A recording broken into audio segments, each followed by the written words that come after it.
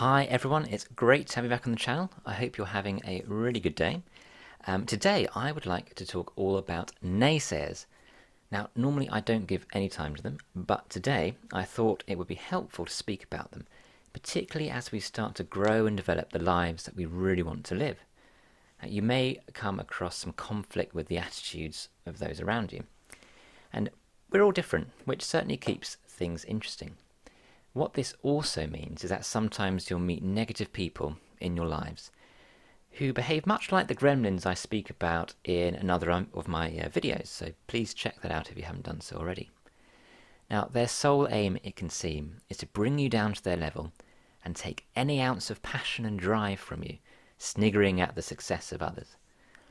Now, one side point to make and remember, though, is that they don't build statues to celebrate the naysayers. They build them to celebrate the successful. Now, sometimes their remarks can seem small and insignificant at the time, but they have a habit of growing inside you. It's like a seed planted in the garden of your mind. They can grow and become all-consuming. And if you let these remarks grow, they can cast doubt over all your achievements and successes. And these people aren't always strangers. In fact, they're very often those people who you do know. We have to be on guard for when these naysayers strike and be really vigilant to make sure they don't affect us. So what examples can I think of to illustrate this? Well, one might be the ambitions that you have in your own life. If you want to have, say, a big, lovely house, some fantastic sports cars sitting in your drive, those small-minded naysayers will try to hold you back and hold you down by laughing at your ambitions, saying things like, "We don't do things like that," or they might resort to calling you offensive names. There are many people who are jealous of others who have financial success, perceived or otherwise, and fear holds them back and they resent others who are making something of themselves, behaviour that you wouldn't really expect from a child.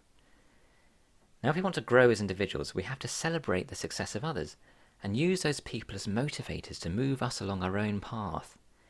And remember that we're all on our own conveyor belt, moving forward at different speeds. It can seem that some achieve success very quickly, but remember, as long as we keep moving forwards one step at a time, it doesn't matter how much time it takes. We will eventually get there. Another example I can think of might include the type of schooling that you had. Those who perceive your schooling to be better than theirs may resent and be jealous of you, and this resentment or jealousy may come out as criticisms or harsh words against such an education. And remember that these people are threatened by others' success. If they're intimidated by you, it's probably a sign that you're on the right path.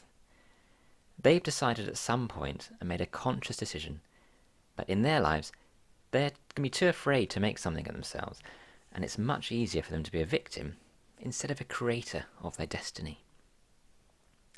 When others around them are seen as doing well, they get intimidated by this, and they will want to squash the ambitions of others.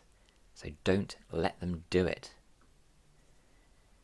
If ever you hear someone saying, "That won't work," or "You can't do that," remember what they're really saying is that they couldn't make it work, or they couldn't do that.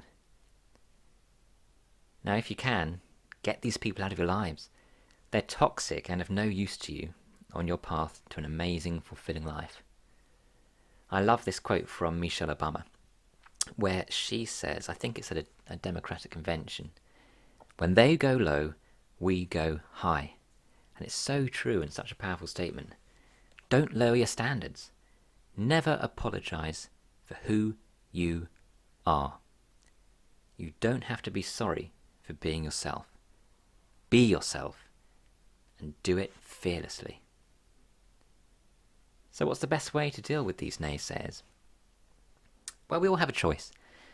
When we hear something, our brain will process that information, and the result will be some sort of emotional response.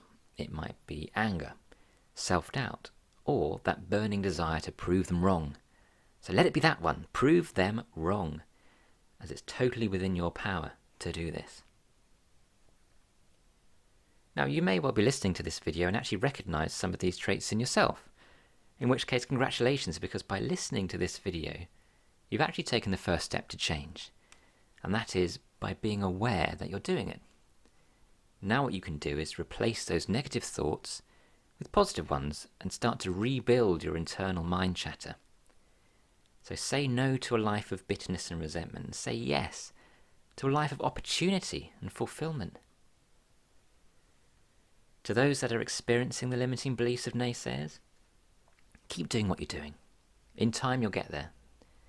Remember, the naysayers will be stuck in the same unfulfilling world that they live in, eating themselves away with jealousy.